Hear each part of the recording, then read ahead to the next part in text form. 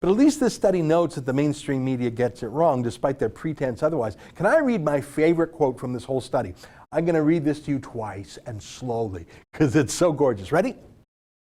Survey respondents who read or watched more traditional news media were less likely to express uncertainty about policy questions than those with low consumption, but more likely to give an incorrect response. Did you get that? Let me read that again. Survey respondents who read or watched more traditional news media were less likely to express uncertainty about policy questions than those with low consumption, but more likely to give an incorrect response.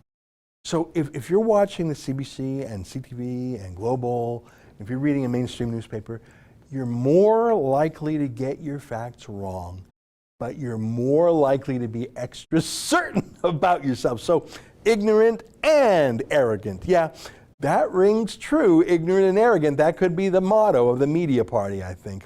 Look, I'm skeptical of some things in the study, especially given Pierre Omidyar's funding of it. I mean, that's a huge red flag. That would be like George Soros funding it. Omidyar really is a George Soros wannabe. He's buying up media around the world, very partisan media. Some of the cozy connections between the liberals and the think tank raise an alarm bell for me, but at least it's a study. As opposed to just partisan talking points of the liberals and most of their Me Too echo chambers. But really my point today is to show you how we're doing. Let me show you. Look at the chart on page 6. That's a big list of different Canadian media sources, and it asks people, have you consumed certain media content in the past week? Now it's a weird chart. They just have Facebook on there, but Facebook's not a publisher really. Every other media is on Facebook, so I think that's weird. CBC's on Facebook, we're on Facebook. So there's strange things on there like Facebook. But they actually have some media companies, and look at this. 42% of Canadians say they watch CBC at least once in the past week. That's probably true. CTV and Global News are up there too in the mid and high 30s. The big US liberal website, the Huffington Post, is at 33%. 23% for the Globe and Mail, 21% for the National Post, 20% for the Toronto Star. Those are huge companies.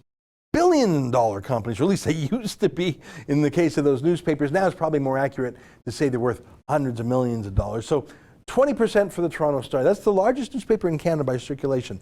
1 in 5 Canadians say they saw something in the Star in the last week. But look at the Rebel. 16%. That's just as big as Maclean's magazine, that 100-year-old magazine owned by Rogers, the cell phone company, stuffed with government bailout money.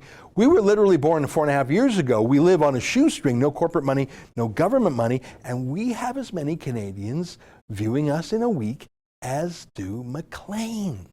I can see why Paul Wells is angry about that little guy. Why is he working with people who were associated with Rebel Media and Ezra Levant? Your campaign director, Hamish Marshall, was a director of the corporation until he became your campaign director. Stephen Taylor is working on social media with you, was also associated with Rebel Media. To what point are you taking on the baggage of Rebel Media when you work with folks like that? Easy, Tiger. Don't be jealous now. CBC Radio, the supposedly mighty CBC Radio, it's listened to by 22% of people in any given week, at least for a moment. Okay, they say so. I think the CBC is just so ubiquitous in its propaganda, and it has been for so long, 75 years of propaganda from the state broadcaster. You probably think you've listened to it, even if you haven't, you're just so used to it, whereas we don't spend a dime on advertising. If you've heard of the Rebel, you've actually heard of the Rebel. And we're just a hair behind these mighty names in terms of viewership. But look at the chart on page 7.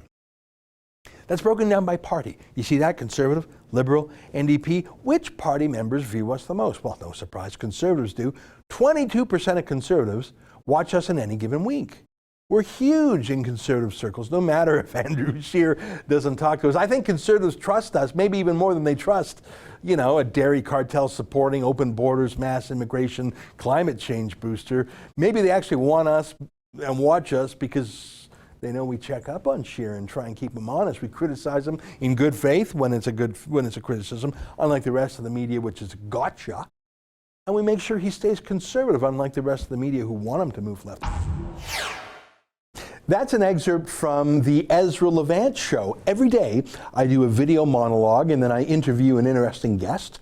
And then I end by reading my hate mail. But you've got to subscribe to it which you can do at therebel.media/shows.